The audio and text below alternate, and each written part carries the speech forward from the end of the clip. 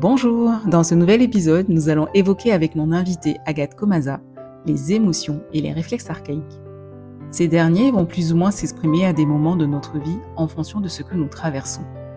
Ils seront aussi régis par les conditionnements de notre histoire imprégnés depuis notre enfance. Ces réflexes sont aussi là pour nous protéger à un instant T. Ils vont plus ou moins s'exprimer à des moments de notre vie en fonction des difficultés et des joies que nous vivons. Mais la persistance et l'intensité de leur expression dans notre corps doit nous interpeller, tout comme leur absence. En vous connaissant, en développant vos capacités interoceptives, c'est-à-dire en mettant en parallèle ce que vous vivez à un moment avec vos émotions, ce qui se passe et ce que vous ressentez dans votre corps, vous saurez constater l'impact du réflexe, l'utiliser à bon escient puisqu'il ajuste vos actions, vos pensées, vos comportements, vos émotions. Vous faire aider si vous n'arrivez pas à diminuer son intensité et sa durée dans le temps. Le yoga est un outil qui vous permettra de développer vos capacités interoceptives afin d'optimiser les soins, comme celui sur les réflexes archaïques pour la prise en charge émotionnelle que va vous présenter notre invité. N'hésitez pas à vous rapprocher de moi pour obtenir des informations sur mes événements, mes formations yoga, yoga et périnée, yoga et ventre, yoga thérapie endométriose, yoga et émotions, yoga pré- et post-natal, etc. Bonne écoute! Bonjour à tous, je suis ravie de vous retrouver aujourd'hui pour un nouvel épisode avec une personne qui est assez passionnante. Elle est ostéopathe. Je vais vraiment ouvrir ici des questionnements, des recherches et plein de choses qu'elle a pu trouver dans son propre parcours qui vont continuer à vous éclairer un petit peu sur ce qu'on peut vous apporter autour justement des fascias, des émotions. Nous allons parler avec elle des réflexes archaïques, ces réflexes qui nous accompagnent depuis un moment, depuis notre naissance, qu'on va pouvoir justement explorer aussi en yoga à travers les fascias, le mouvement. Et là, Agathe va nous apporter un autre éclairage à travers ces mots. Bonjour Agathe. Bonjour Nina. Comment vas-tu ? Très bien, merci. Et toi ? Très très bien. Je suis entre Mans et Parvaux avec les formations, le projet de recherche sur le yoga, mais ça me passionne et je suis toujours très contente de rencontrer des femmes passionnées comme toi. Donc merci de même. Merci d'avoir accepté mon invitation et donc j'aimerais qu'on parle aujourd'hui des réflexes archaïques, des émotions, de tout ce que ça peut t'apporter toi dans ta pratique d'ostéopathie, comment tu peux accompagner les enfants, les mamans, les femmes, qu'elles soient mamans ou pas justement, atteintes ou pas de pathologie. Essaye un peu de nous raconter ton parcours, de remettre 2-3 mots sur ce que c'est l'ostéopathie pour que les gens comprennent un petit peu, si avec tes mots à toi, ce que c'est.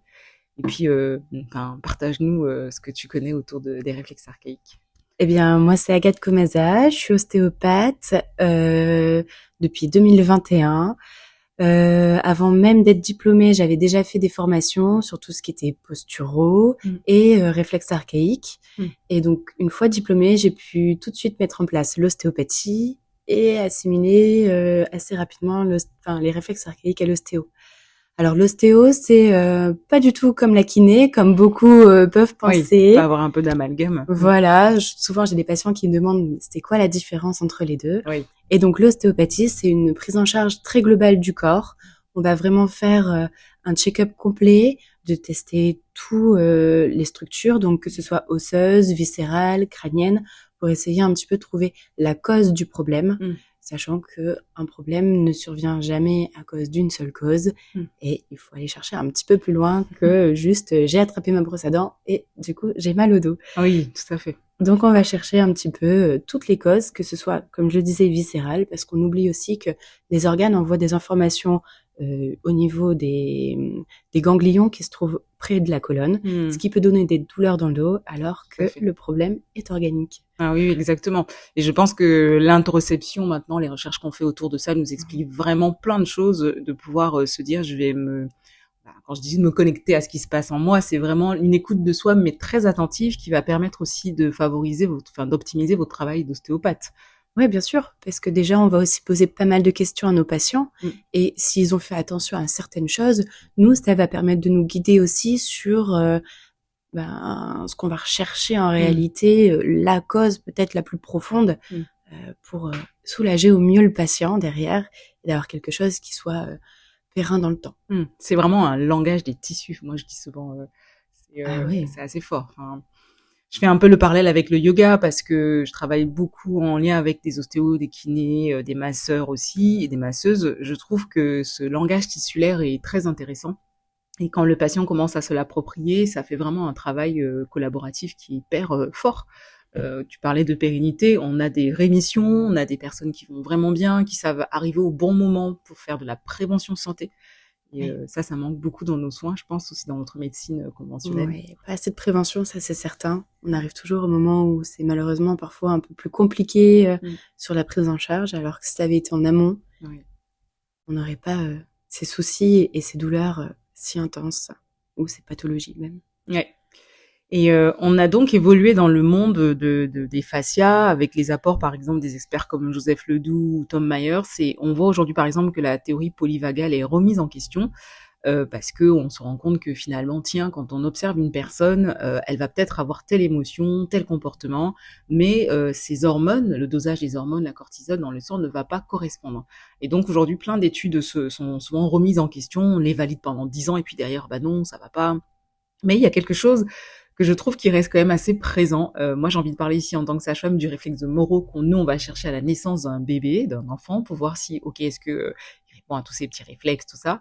Mais les réflexes archaïques qui vont persister viennent nous apporter une nouvelle information aussi sur ce mouvement-là, sur la mobilisation des fascias. Est-ce que tu peux justement nous en dire un peu plus et comment toi ça t'a passionné, interpellé? Alors, les réflexes, bon, comme je vous dis, ça fait quand même quelques années, du coup, maintenant que je m'y connais un petit peu. D'ailleurs, je donne des formations. Enfin, je suis monitrice de TP au sein d'un organisme de formation sur les réflexes archaïques. Bon, je les appelle les RA, c'est plus simple parfois à prononcer. Et du coup, ça a apporté énormément. Ce que c'est qu'un réflexe, alors déjà, un réflexe, c'est une réaction qui est involontaire et qui est causée par un stimuli. Quand on parle de réflexe archaïque, c'est qu'on est vraiment au moment de la vie fœtale, parce que ça commence à s'intégrer, enfin à se manifester au niveau de la vie fœtale. D'accord. Donc c'est vraiment très précoce. Voilà. On va parler du réflexe de paralysie par la peur, par exemple, qui lui vraiment se manifeste durant la vie fœtale uniquement et s'intègre même à partir du 4e mois de vie fœtale. Donc c'est tôt. Voilà. Donc on n'a même pas, donc ça code déjà l'émotionnel avant même d'avoir vécu quelque chose dans une vie extérieure. Voilà. Donc on sait que la maman va transmettre énormément au bébé déjà sur ces périodes-là. Donc quand il arrive malheureusement des petits soucis, soit de santé ou psychologiques durant la grossesse et les premiers mois, ça peut avoir une incidence sur derrière le réflexe archaïque de paralysie par la peur chez le bébé, ou même des réflexes de Moro qui seront un peu plus prononcés. Voilà. Et oui, ça on le sait. Je mets une petite parenthèse pour les mamans de vraiment prendre soin quand on est stressé. On pense des fois que juste déménager pendant la grossesse c'est pas grand chose, mais c'est un stress. C'est coté d'ailleurs dans le stress, les stress les plus importants. Je trouve que ce rappel-là de dire à une maman, c'est important de prendre ce temps-là, de se dire tiens, je vais aller voir mon médecin traitant, ma sage-femme, être sûr que voilà, je peux peut-être faire lever le pied et me reposer parce que effectivement il y a une sécrétion à la fois hormonale, mais il y a aussi, comme tu dis, là avec les réflexes archaïques qui s'intègrent très tôt dans la grossesse, déjà des éléments qui commencent à créer un comportement finalement auprès de l'enfant. Tout à fait, c'est l'émotionnel de la maman qui va coder l'émotionnel du bébé avant même d'être à l'extérieur et de pouvoir lui-même vivre des choses de sa propre vie. Donc c'est vraiment important. D'ailleurs, tout ce qui est aussi problème à la naissance, avec soit la maman hospitalisée ou le bébé hospitalisé, et ce sentiment parfois d'abandon qu'il peut y avoir entre les deux, peut majorer certains réflexes, comme le réflexe de Moro dont tu me parlais. Alors tout ça pour vous dire, chère maman, prenez soin de vous, culpabilisez pas, nous ne sommes pas là pour que vous sentez coupable de pas prendre le temps, mais n'hésitez pas à le faire. Et donc ces réflexes, comment tu vas les aborder toi? Alors, les réflexes donc ce qu'on appelle archaïques, primordiaux ou ce qu'on veut là, c'est des réflexes donc souvent chez le nourrisson. Ces réflexes, ils vont permettre quoi? Ils vont permettre le développement psychomoteur du bébé. D'accord. Et leur survie. Un bébé, dès la sortie, enfin même dès l'accouchement, met en place des réflexes archaïques pour pouvoir descendre dans le canal utérin et pour même sortir. D'accord? Vous allez avoir certains réflexes qui vont faciliter l'accouchement, donc les accouchements express où on a à peine le temps, tu dois savoir ce que c'est, d'attraper le bébé C'est souvent le réflexe de Galant qui se met en place. Ça va stimuler les paravertébraux, donc chaque contraction stimule les paravertébraux, et donc le bébé va se tortiller, ce qui va faciliter la descente. À l'inverse, un accouchement long, c'est plutôt le réflexe tonique asymétrie du cou. Ok. Et donc là, ça va être un bébé qui va plutôt tendre les bras, tendre les jambes à chaque fois qu'il va tourner la tête, et donc ça va ralentir la descente. D'accord. Et au moment de passer justement le col utérin, on va créer une extension de tête au moment de sortir le bébé. Même lui-même en sortant, il va créer son extension de tête qui va activer le réflexe tonique labyrinthique en extension. D'accord. Et de ce fait tendre les jambes. Donc il va pousser pour sortir. Voilà. Ouais, c'est trop beau. Quand tu le racontes comme ça, je vois le processus se faire. Je me doute bien que on comprend un peu plus que c'est pas que la maman qui travaille. Je suis d'accord. Et que le bébé en fait beaucoup. Ben oui, carrément. On les voit ces petits bouts quand ils sortent. Comment ils sont épuisés quand même. Ah ben oui. Ils ont travaillé. Ouais, tout à fait. Et donc tout ça pour dire que ces réflexes, ils s'activent déjà sur cette partie-ci pour la survie. Ils vont aider forcément à ramper jusqu'au sein, à chercher le sein, à ouvrir la bouche et à créer la succion. Ok. Pour pouvoir se nourrir et survivre. Et donc c'est bien quand c'est petit parce que ça va nous amener à ça. Ça va nous amener au développement psychomoteur parce que il y a avec son réflexe tonique labyrinthique en extension. Donc, l'extension de tête va faire qu'il va essayer de regarder un petit peu ce qui se passe autour de lui. Il va même pouvoir tendre les mains et pouvoir découvrir son environnement. Et tous ces réflexes vont, au fur et à mesure, se déclencher, s'intégrer même pour pouvoir laisser la place à d'autres réflexes pour réussir à arriver à la station debout et à la marche. Ok. Donc c'est très intéressant quand on comprend comment ça fonctionne. Mais oui, et que ça évolue en fait avec le petit bébé, il évolue avec ces réflexes-là, qui eux vont aussi évoluer et changer, voire disparaître, c'est ça? Presque. D'accord. Ils ne disparaissent jamais vraiment. Bah oui. On considère qu'ils s'intègrent, c'est-à-dire qu'ils ne deviennent plus inconscients, mais conscients, donc maîtrisés. Ok. On est sur quelque chose de potentiellement volontaire maintenant. On va l'activer parce que on va décider de créer un moro. Je vais moi-même écarter les bras pour créer mon moro. Sauf que dans la vie de tous les jours, il faut quand même que ça puisse s'activer de temps en temps. Oui. En cas de danger. Tu es dans le métro lillois. Le métro lillois s'arrête d'un coup. Oui. Tu vas avoir cette sensation de peur. Tu vas avoir cette inspiration très profonde, écarter les bras. Tu vas toucher la première barre du métro ou la personne à côté de toi et automatiquement, on va activer le grasping ou l'agrippement palmaire, c'est-à-dire que peu importe ce qui touche la paume de ta main, tu vas serrer la main pour pas tomber. Et tu sais que ça, je le vois dans les cours de yoga. Enfin, quand je travaille sur les processus émotionnels, tout ça, c'est incroyable. Et je me dis, mais waouh! Donc, des fois aussi, je vais chercher à l'activer quand je vois quelqu'un ne va pas bien ou que dans la méditation, dans la respiration, il y a des blocages que j'arrive pas à faire partir. Je l'active. Donc, c'est pour ça que je trouvais ton travail très passionnant. Je dis, mais c'est fou, ça se croise les choses. Oui, bien sûr, ça se croise. Et donc, c'est censé s'intégrer et donc n'apparaître que dans ces circonstances. Sauf que parfois, c'est un peu plus présent. Comme toi, tu peux déjà les voir alors qu'il n'y a pas de danger durant tes cours de yoga. Et c'est là où on va intervenir dessus pour essayer de les intégrer un petit peu plus et pour que ça devienne quelque chose non pas de nuisible, mais vraiment d'utile. Et surtout que les tissus puissent, pas les engrammer, mais s'en débarrasser en quelque sorte, quoi. Oui, bien sûr. Comme si j'ai une émotion que je l'exprime pas, elle va rester dans les tissus, elle va codifier des choses, faire un chemin qui va créer des blocages, des pathologies et tout ça. Ah bah quelqu'un qui serre tout le temps la main avec un crayon ou je ne sais quoi, il va développer des tendinites du coude ou de l'épaule. Donc forcément, oui, les tissus, ils vont le ressentir. Et ça peut aussi faire le lien avec la relation main-bouche. Oui. Et créer un bruxisme. Donc le bruxisme, c'est des gens qui serrent de façon prolongée les dents. Inconsciemment la nuit. La nuit, la journée, ou qui mâchent tout le temps du même côté. Et ça va créer des douleurs cervicales. Mais le bruxisme est lié à l'émotionnel. Oui, c'est... Et donc, de tous ces réflexes-là, donc là, on a parlé, t'en as cité quelques-uns. Est-ce que tu peux nous faire une petite liste avec des petits points, sachant qu'il faut qu'on vienne te voir ou qu'on voit d'autres personnes qui ont été formées pour pouvoir justement accompagner ça. Est-ce que tu peux nous faire donc cette liste et peut-être nous dire un peu comment le travail a abordé, comment toi tu l'abordes en ostéopathie dans tes formations, par exemple? Alors je vais commencer par, expliquer comment on va l'aborder, puis Mmh. après je ferai une petite liste, Très bien, OK? vas-y. Généralement pour l'aborder, les gens viennent donc au cabinet comme je suis formée pour. Mmh. On va faire plutôt soit un bilan si, ils savent pas trop, il y a beaucoup de choses. On va Mmh. faire un bilan, on va tous les tester. Alors tous, pas tous parce qu'il y en a au moins 70. Ah ouais. Donc, mais on travaille pas 70 réflexes. Mmh. Il y en a une petite dizaine qui sont vraiment très, très intéressants par rapport à la motricité, justement. Mmh. Et on va plutôt faire ce petit bilan. Une fois qu'on a fait notre bilan, on va savoir donc un bilan qui va être actif. Mmh. On va faire des tests, mais aussi on va poser des questions. OK. Les deux vont forcément coïncider. Et tu commences à partir de quel âge? Il n'y a pas d'âge. Ouais, je le savais, mais je pose la question pour les Il n'y a auditeurs. pas d'âge. Même un réflexe, donc toujours le moro, hein, qui est, je l'ai pas dit, mais le moro, c'est la première inspiration du bébé. Oui. Le fameux, Mmh. c'est vraiment ce réflexe qui se met en place et qui va créer la respiration par lui-même du bébé. Mmh.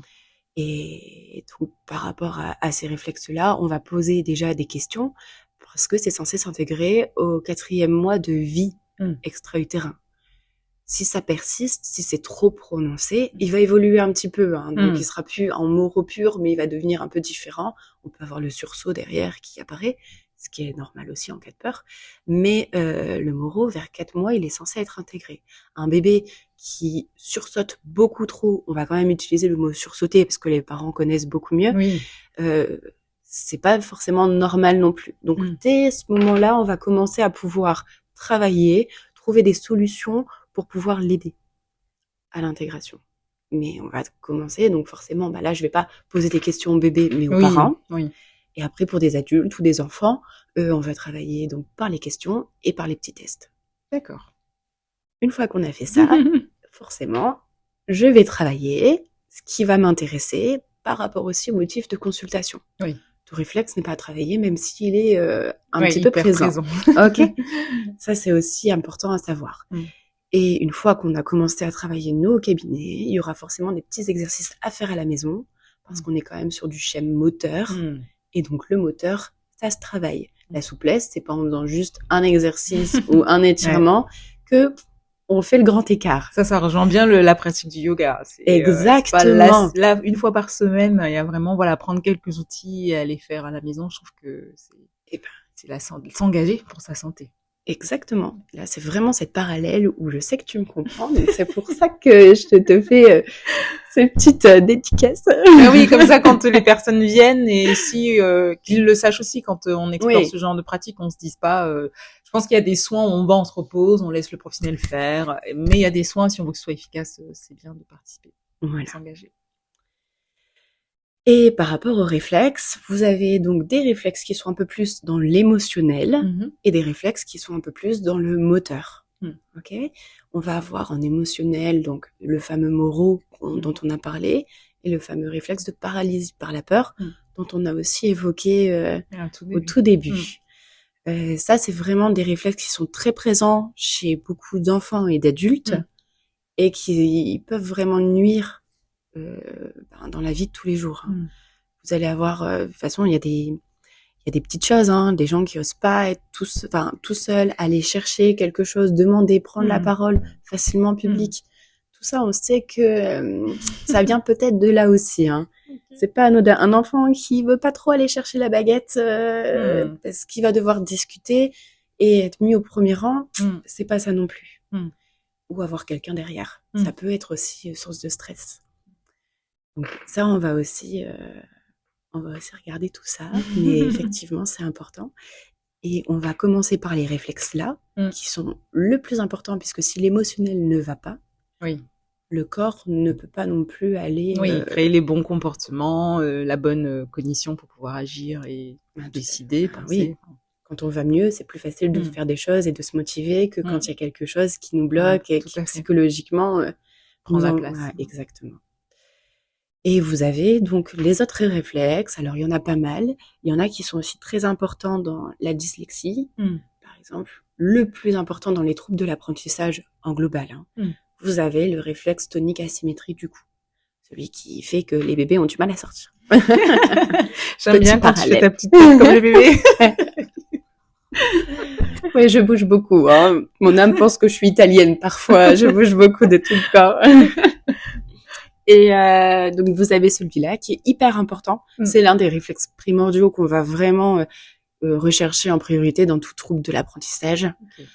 Vous avez le réflexe de Galant, celui à l'inverse, qui faisait que le bébé sortait très vite. Oui. Lui, il va être source d'enfants qui ne sait pas rester assis, très agité ou qui a du mal à se concentrer parce qu'il a moindre stimulation. Donc le dossier d'une chaise, hein, clairement, c'est pile poil la bonne hauteur. Ça va pour lui être quand même affreux. Même la ceinture qui serre un petit peu, tout ça c'est compliqué. Et ça, par contre, ça peut créer aussi des énurésies. Les énurésies, c'est des enfants ou des adultes, mais souvent, normalement des enfants qui font pipi la nuit. Donc voilà. Ça, on va rechercher aussi ça par rapport à ce réflexe. D'accord. Ensuite, on a réflexe tonique symétrique du cou. D'accord. Ok, qui est différent de l'asymétrique. Le symétrique du cou, pour faire court et vous mettre un peu en situation, c'est un enfant à quatre pattes. Vous regardez devant lui. Si son réflexe tonique symétrique du cou est actif, hop, il va s'asseoir sur ses fesses. S'il n'est pas actif, il saura rester à quatre pattes et regarder devant lui. Et ça, on va le rechercher aussi par rapport aux troubles de l'apprentissage. Et à l'école, c'est des enfants qui vont avoir tendance à mettre les pieds derrière les pieds de chaise pour les tenir et qui vont caler la tête sur le bras parce que sinon, ça va soit tendre les jambes, soit tendre les bras. Les bras, oui. Et donc, on va avoir un enfant qui va être en train de ramer, quoi. Parce que dès qu'il lève la tête, s'il tend les jambes et dès qu'il baisse la tête, il tend les bras. Ça fait beaucoup pour lui, les informations, il n'arrive pas à les coordonner. C'est énorme, en fait, en termes d'épuisement aussi, de fatigabilité chez les enfants. Au bout d'un moment, ils vont pas tenir la journée comme ça, quoi. C'est compliqué.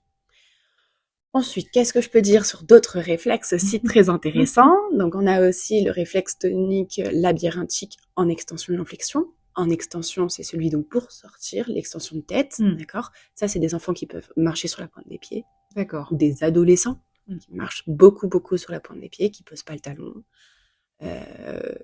Celui en flexion, par contre, c'est vraiment la position fétale, d'accord? Pour un peu imager tout ça. Vous avez aussi d'autres réflexes. Ramper est un réflexe qu'on va tester parce que tout le monde ne rampe pas bien. Vous avez les réflexes au niveau de la main, dont on parlait, qui font la relation œil-main-bouche avec le grasping ou d'agrippement palmaire et le réflexe de Babkin. Le Babkin qui est aussi très très mignon. En stimulant le centre de la main, vous pouvez avoir des bébés et des adultes qui se mettent à téter ou à créer en tout cas une contraction des masséters, de la mâchoire. C'est génial. Parce qu'il y a aussi un point marmala, un point d'acupuncture, c'est excellent. Oui, il y a énormément de relations avec la médecine chinoise. Si on fait les liens, rien que par le Galant et l'énurésie, en médecine chinoise, il y a aussi des liens à ce niveau-là. Trop bien. Ouais, il y a beaucoup de choses. On peut pas tout explorer, mais c'est très intéressant. On a aussi des réflexes au niveau des pieds. Ok. On a le réflexe de Babinski, à ne pas confondre avec le test de Babinski, qui peut être postural ou neurologique. Neurologique qui signe une atteinte centrale, mais qui n'est pas du tout le même que le réflexe. Archaïque. Exactement. Et là, c'est des enfants qui vont potentiellement avoir des difficultés à la marche, qui peuvent créer un pied plat, ou qui veulent pas marcher dans le sable. Donc là, vous allez aussi avoir des choses. On peut faire aussi le lien avec l'énurésie. À ce niveau-là. Bref, on a vraiment beaucoup. Oui, sachant qu'un comportement qu'on a eu à l'enfance qui s'est estompé peut quand même garder on peut garder des comportements réflexes, des conditionnements, comme on dit en psychologie, ou des biais cognitifs, parce ça nous a un peu façonné. Si j'étais un enfant qui avait un réflexe archaïque Babinski qui a traîné, entre guillemets, je vais garder ce comportement, ce conditionnement-là, ma manière de penser va aussi se créer autour de ça. Et donc, toi, tu vas pouvoir constater ça dans ta consultation. Oui, exactement. C'est très bien ce que tu me poses comme question, parce que ça va me faire un super parallèle. Les gens hyper chatouilleux. Oui. En fait. ils veulent pas qu'on stimule la zone. Oui. Parce qu'ils sont hyper chatouilleux. Ils sont pas hyper chatouilleux. C'est juste que cette zone va activer un réflexe. Ok? Donc, ils vont préférer qu'on ne les chatouille pas, qu'on ne les touche pas. Et donc, on va l'associer à un chatouillement. Parce que comme ça, on a un retrait du pied. Oui. Et on stimule pas. Mais plus on stimule la zone, plus on intègre. Donc, ouais, il faudrait plutôt faire l'inverse. Mais ça, c'est typiquement, mais même sur les flancs, on a des zones, des personnes galant, qui ont des zones bien comme sûr. ça, ils veulent pas qu'on y touche, quoi. Mais bien sûr, et c'est énormément lié à l'émotionnel. Encore une fois, ça c'est certain. Sur plusieurs formations qu'on a faites, on s'est rendu compte, que en réintégrant des réflexes, enfin même pas, juste en les testant chez certaines personnes qui étaient là, tous professionnels de santé, ou en tout cas dans ce domaine-là. Donc des gens qui ont quand même des petites connaissances, ça a déclenché des émotions. Oui. Mais des larmes et une incapacité à se retenir par l'incompréhension et même juste parce que ça a procuré comme sensation. Et les gens, ils se mettent à pleurer, mais sans savoir expliquer pourquoi. Mais mais c'est impressionnant. Je trouve que le corps, pour ça, en tout cas, moi, je pousse de moins en moins les gens à parler dans les consultations, dans les séances de yoga, mais de le faire peut-être avant et de venir juste pour se rendre compte que la manière de ressentir et de mettre des mots sur ce qu'on ressent est, comme tu dis, déjà compliqué. Il y a quelque chose de compliqué et que des fois, un ressenti, lorsqu'il est vécu, n'a pas spécialement, comme tu dis, besoin de chercher le quoi, que, pourquoi, parce qu'il va libérer ce qu'il a à libérer, en fait. Et vraiment, à la fois, cette circulation d'énergie dans le sens énergie qu'on capte pas subtil, mais d'énergie aussi des fluides, comme s'il y avait le réseau, je sais pas comment dire, était bloqué. J'allais dire réseau ferroviaire, mais la canalisation. Et que d'un coup, paf, il y a un truc qui lâche, mais on aime souvent chercher le pourquoi, les solutions, et je pense que il y a quelque chose dans toutes ces approches-là, cette connaissance, cette auto-connaissance du corps accompagnée par des professionnels ou soi-même, qui va nous inviter justement à lâcher prise sur, en fait, tu peux pas tout comprendre, et en vivant vraiment les choses, quelque chose se passe, il y a une liberté qui s'installe et une libération, et ça, moi, je trouve ça super fort, quoi. Ah, mais c'est tellement impressionnant aussi à voir. J'ai encore eu le cas hier en consultation, une dame qui a mal au dos, que je connais bien à force, et elle pleurait, je touchais un petit peu, elle pleurait, elle me disait j'ai pas forcément mal mais je pleure. Et je viens sur la partie un peu plus utérin, enfin tout ce système un petit peu plus complexe. Ah oui. Et là, elle pleure. Et je sais qu'elle a pas la douleur parce que j'y vais vraiment doucement. Et je lui ai dit des fois, ce système-là, il est tellement fort que les gens, ils se mettent à pleurer. Ah oui. Et on sait pas pourquoi. Mais juste, ils ont ce besoin. Et là, on a lâché la vanne. Il fallait les mots. Et elle s'est mise à se libérer. Et elle m'a dit, mais ça m'a fait un bien fou. Et voilà, l'émotionnel, il faut savoir de temps en temps le lâcher prise, avoir ce lâcher prise pour pouvoir le laisser partir. Ah mais oui, laisser la sensation, même si on a peur qu'elle nous envahisse, de laisser, de lâcher. Je trouve ça, c'est le mot en fait. Je pense que c'est le lâcher prise dont on nous parle souvent réside dans nos tissus, de sentir que je quitte une résistance et totalement. Que je m'autorise à aller laisser un petit peu faire les choses dans le corps et me dire là il y a quelque chose qui se passe. Et on a le droit aussi. On a le droit de lâcher prise, de pleurer. C'est pas mal, c'est plutôt bénéfique par moment. Mais oui. Il faut savoir le faire. Et tu sais, je pense que tu sais aussi ça, qu'on s'est rendu compte qu'on libérait autant d'endorphines en pleurant qu'en riant. Donc au final, faut faire les deux. Bon, c'est mieux quand même de rire. Oui, mais je veux dire, on peut pleurer. C'est comme tu dis, qu'on se déculpabilise des choses physiologiques qui sont là pour nous aider. Tout à fait. Merci beaucoup Agathe pour tout cet éclairage. Donc il y a des formations, on peut te voir en consultation, tu es en région lilloise, mais des fois tu descends aussi à Perpignan. J'ai hâte que tu partages la suite de tout ça. Et puis il y a un livre, tu m'avais parlé d'un livre, mais qui est quand même assez costaud à lire, je pense. Alors oui, c'est un livre que mon mentor a écrit, avec qui j'ai fait toutes mes formations, qui me forme encore et dont on forme les autres. Qui s'appelle Pascal Vellu, et le titre du livre, c'est le traitement neurologique des troubles 10, les réflexes archaïques, réflexes posturaux, le psycho-émotionnel. Génial. Voilà. Donc merci pour tout ça et en tout cas n'hésitez pas, je mettrai les coordonnées d'Agathe sous la légende du podcast. On était ravis toutes les deux de vous partager ce moment et retrouvez-nous pour toutes nos activités. Moi je vous propose des formations justement autour du yoga, des émotions et de plein de l'endométriose, de plein d'autres choses. Et est-ce que tu as un site internet, tu me donneras tout ça pour qu'on puisse... Ouais, je te donnerai tout ça après, ça, pas voilà. de problème. Très très bien, super. On vous souhaite une belle suite de journée. Je ne sais pas si tu as un mot de la fin, Agathe, je te laisse... Eh bien, écoutez votre corps, faites du yoga, ça fait du bien de libérer les émotions, c'est très important. Et allez prendre soin de votre corps avec des petits massages et des consultations d'ostéo. C'est bien aussi. À bientôt. Merci Au Agathe. revoir, avec plaisir. Au revoir.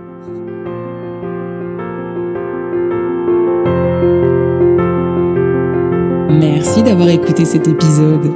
Si l'épisode vous a plu, merci de soutenir notre travail avec un 5 étoiles, vos partages, vos commentaires sur les plateformes de diffusion. Merci à notre invité. À bientôt pour un prochain épisode. Libère des mots.